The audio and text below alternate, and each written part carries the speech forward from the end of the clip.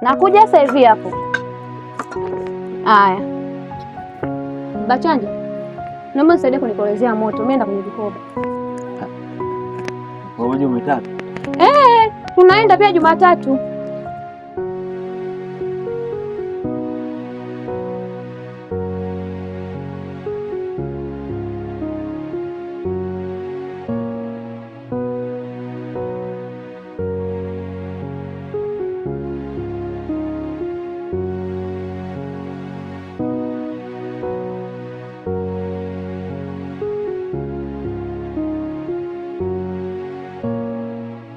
Basi rudi bebana nani?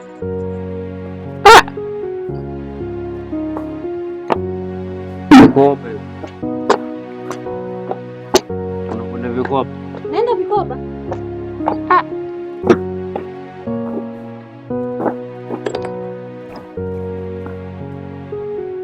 Nyumbani wazima kabisa. Basi sawa, ila samahani kidogo, na rafiki yangu mmoja endaje kufahamu kama utojali. Haina shida. Ama shida. Halo, habari bwana, upo wapi ndugu yangu?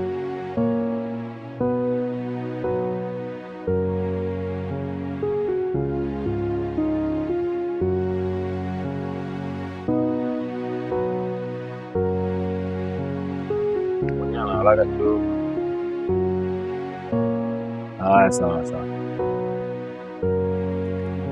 Mshikaji. Vipi ndugu? Kama kawaida nakuaje? Poa, karibu. Kama kawaida. Kama kawaida. Vipi? Karibu ndugu yangu. Asante. Bwana, mbona umekuja mwenyewe mapema? Amekwenda kwenye vikoba, si unajua mambo alivyo wakina mama haya kulu. Kwenye vikoba nasema wanapunja. Mamtu. Simuji yako huyo. Bwana ndugu yangu. Huyu ndio yule simuji yako bwana anakuambia. Sasa nilikuwa nataka nipeleke nyumbani kidogo kumtambulisha kwa wazee. Kweli ni jambo la msingi kutokana ulikaka na mtu afu kwao kujui na kwenye hatari. Kuna kitu kilika tu uaminifu kilika takiwa sana. Umeona, msijimkawa kama watoto vile.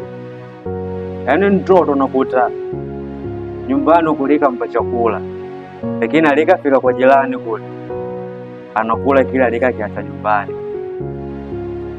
Kwenye hatari kweli. Hii simli bado fika hapa. Vipi ndani kideo kwa kideo bwana. Ndio chenyewe bado sijawasha, unajua leo. Nenda kwa ndo mwenyewe bwana. Au sio? Basi hamna shida.